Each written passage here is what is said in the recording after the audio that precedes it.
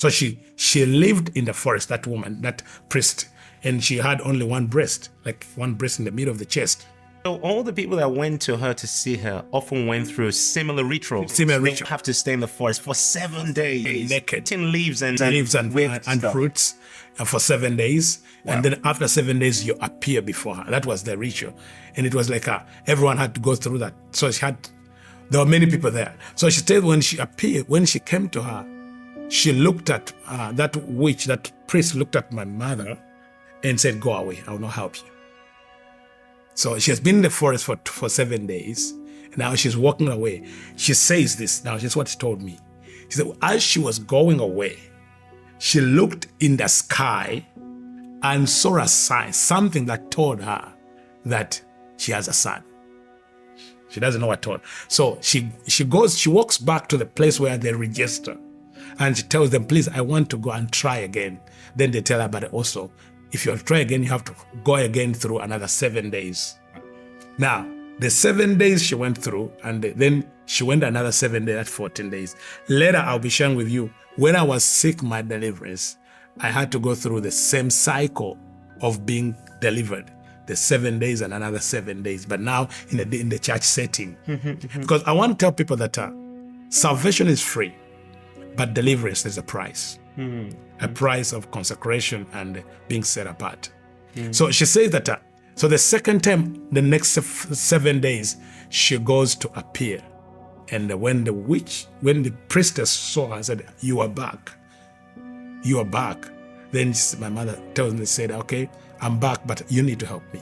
Then this woman looks at her and says, well, I can help you, but I can see. Now, I don't know what eye they were using. I can see in the spirit, you have a son. But he's very far in the rocks. He's very far in the rocks. In the rocks. Now, that's the statement of my mother. He's far in the rocks. And there is a strange star on him. If I bring him out, he will be a problem to our powers. The only thing I can do, if you can offer sacrifices, but also if you can accept the condition we shall give you. So my mother asked, what sacrifice? They told her I have to give 7 cows for 9 months. That is 63 cows as a sacrifice. Then say, okay, I'll do that. Because she was desperate and she had the means. Then they tell her, okay. 7 cows every month for 9 months. For 9 months. That is 63. So then the other condition was, okay, if you conceive and give birth, and this is a boy, you promise you will offer him to that woman, the princess, as a husband. She didn't know what it means. She didn't know what it meant. First telling me, she didn't know that it was that. And then they told her that, okay, when you give birth, you must bring that child to the forest before the end of the first day. In other words, before the sun goes over him. She tells me she didn't know what was involved in. So she left, offered the sacrifice, returned home, she conceived. To her surprise, she gave birth to a boy. Now, the vow was to carry that boy from the city where she gave birth to the forest around 300 and maybe 400 kilometers away from the city. And that is 1975. The transport means was not that good. I don't know how she traveled. So she travels from the city in Kampala to go to fulfill the vow. What shocked her, she tells me, when she arrived at the forest, this time she didn't go through the ritual, but there was like a wedding. Hundreds of people were gathered. They knew she was coming. Gathered for what? And she realized it was now going to be the wedding of her one-day-old son and the 60-year-old woman. So, for those of you watching, I don't know if you understand what he's just said. On the day he was born, on the day you were born, you were married to a 60-year-old witch. A 60-year-old witch that was the Grand Master Witch for the continent of Africa. That is mind-blowing. And what she told me, the wedding was conducted by the the witches of the continent first, and then the bishop of the diocese also came and conducted the wedding between this 1-day-old boy and a 60-year-old woman in the forest. Wow. So, that was also when she told me, say, "Are you sure?" I said, "Yes." Bishop so-and-so, which I knew. Later I'll share how he got involved in my life. And now he moved me from that same bishop, from the witchcraft to the occult, because they are different. So for her, when she reached there were all these people, the celebrations from different parts of the continent had come to the forest for the wedding. Now, according to her, that was the moment where this woman, the witch, was to transfer her powers to the boy, the 1-day-old boy. Now, I was 1 day old. I didn't know what was happening. So after the ritual, after the ceremony, days of celebration and the wedding, the marriage is conducted, the covenant and all the sacrifices. So they tell her, you know what? Now, this child is not just a child. This is now a man. So you're not going to breastfeed him because now he is somebody's husband already. Wow. And she told me that in her mind, she said, well, okay, I'll go home. These people will not be there. I have to breastfeed my child. You know, I've suffered a lot. I've paid the price. I have done all this. Like he was treasuring this child. So she returns home. When she went home, my father said, "Where have you been?" She said, "Okay, I had all this and this." So did your father not know what she was doing? He didn't know. He did not know? He didn't know. Because when she left hospital, she just went to the... So my father, "Where's my wife?" She's looking around. So when she appeared, so "Where have you been?" So he had no idea that she was this deep in her passion to find a boy or to get a son. He didn't. The only thing he knew, my mother could disappear for days, and you know where he has gone. So when she returned home, she says, I was a baby. She put me in the baby cot in the bed, then go dress up, clean up, and then come and breastfeed the child. And when she returned, she found a python coiled around the baby. Yeah, python. Yeah. And she says she could not come near because of the python. So she ran out. The people of the village came around. My father came around. They could see the snake, and no one could come in. Could they not kill the snake? I don't know why. So she says for 30 days, for 3 months, she could not come near me. So was the python wrapped around you every day, all day, 24/7? 24/7.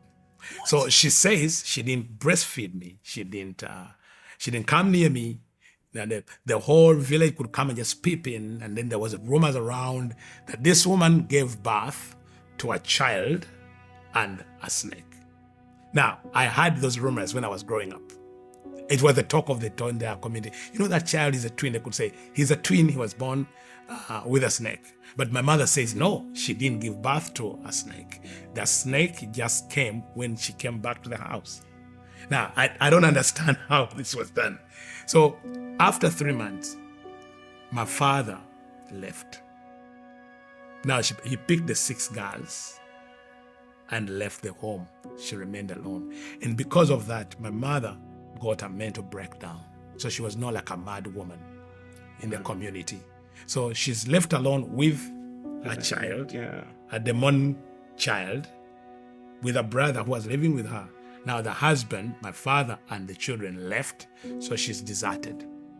So by the time I'm 3 years old, the only person I know is my uncle and my mother, who has no attachment with me. Why? She's mentally disturbed. She always spend all her time alone in the bedroom. There's no way. So as a child, I didn't have any attachment with her. I didn't see my sisters. I didn't meet my father. The only person now I know is my uncle, the young brother to my mother, who was also, I don't know what happened, he was also addicted to alcohol. So he could drink and what. Now, so he tells me, I remember as the other 3, when he was drinking his alcohol, he could give me, because that's the only thing he had. My mother did not breastfeed me. The husband had left, deserted her. And she tells me that The day my father left, and with my sisters, is the day the snake left also. So when he left, also it left. So she remained with this child, but now she was so hurt. She was so heartbroken. And then she got into a mental breakdown because of the husband leaving her. She's alone. And so as a child, I'm in that house with only my uncle. Like all the community, the relatives, the people in the community, no one comes to our home because the talk of the community, the talk of the village is, in that house, It's a snake. there's a snake. Yeah. And there is a boy who was born. So you had no connection with anyone else apart from your mother, who was mentally unstable, and your uncle who was, a drunkard who was struggling with alcohol addiction. And then you're 3 at this point. yeah, Your earliest memories are around 3 and 4. 3 and 4. That's the memory I have. And then something really tragic happened. So the only person I know is my uncle. And one day we are staying in a small room with him. I remember I was 2 and 4. I have this memory. And then the door, someone hit the door, opened it, and my uncle came running. And then these 5 guys, they were soldiers. By that time, the nation was in a civil war. So they came into the house. I don't know why. They came chasing my uncle. Then they shot him. But what surprised me that they didn't kill him. They shot him 5 times and watched him bleed. Like I'm sitting there, and they shoot, wait, they shoot, wait, they shoot, wait, they shoot, wait, they shoot, wait. And then they deliberately, I remember they are shooting in parts that will not kill him instantly. So then I see these men are standing there in the room and they're watching him, and he's bleeding and bleeding slowly. And they saw you there? Yes, they made sure that I'm there. So they bring me near him, they shoot him when I'm near him, and they watch his bleeding and bleeding and bleeding, and I saw him die. So like he bled for like 2 hours, they're there watching, and when like he stopped like groaning and crying, and then he slowly died, and that way I blacked out. So when I blacked out, when I woke up the next morning, the people in the community had come around to see what happened. I realized I'd become a different person. I realized by that time something had left. The human, like I was not human. From that time until I got born again at 24, my greatest joy was to cause misery. I was a sadist. I enjoyed causing trouble, killing. I enjoyed like seeing people suffer, and that could bring me joy. But I can trace that happened the day my uncle. Like now I've understood after I became a Christian, when I was going through my healing, because I got saved, but the healing took time. It took like 10 years to be healed. My healing, especially deliverance and healing, took 10 years. Because parts of my life were fragmented. See? So a part of your soul, now something happened to your I soul. later understood that at that moment, a part of my soul was trapped. And later I realized that after I got married. Because when I got married, I could not relate with my wife as husband and wife. Wow. So I went in prayer, and then the Lord took me to that moment when I was 3 years and showed me when I blacked out what happened. Because God is all-knowing. Jesus is all-knowing. So to deliver me, he had to show me what happened when I blacked out, what happened to my soul, where was I trapped. So when I got married, I married when I was 36, very late. So I was a 36-year-old man, but my soul was 3 years. So I remained trapped at 3 years. But now I was a man with a body, even born again now, got married, but I could not relate with my wife as husband because I had been... Yeah, because of that trauma. That trauma. So when that happened, my uncle was dead, and I became a different person. Those people in the occult came to my mother and say, you know what has happened to your brother? It's because we want this boy. You have to give her now officially to us. You have to surrender him to us. So she tells me, but now this one I remember it. She got me, and there is a place where this the headquarters of the occult in our nation. It's like a cave. It's like a cult, as if they believe in God but not God. They don't believe in the Bible. It's like a cult where politicians go and even religious leaders. So she takes me to this place. This place, like it's a cult, it's like a religion. Now, when their leaders die, they don't bury them. They embalm the bodies and pile them in a cave, the dead bodies. So she took me and handed me over to those people. Now, remember, my uncle is dead. I have this pain. And now the only person I know now remaining is my mother. So she hands me over to these people who I don't know. They get me. Now, remember, I have the trump, just lost my uncle. Put me in a cave with dead bodies, lock it for 3 days and 3 nights without food, without water. And how old are you at this point? Now towards 4. It's just a few weeks from the death of my uncle. Wow. So now I remember the pain and the betrayal I felt as a child, that now my only mother, the one who I thought could protect me, has handed me over to these people who have now locked me in a cave with dead bodies, pitch dark, day for 3 days, hungry without food.